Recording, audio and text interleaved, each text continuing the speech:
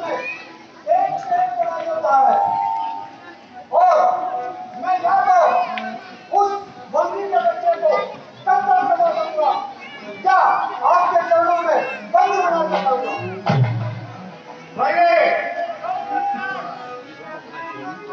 उत्तराखंड के लिए सेना तैयार करवाई जाए।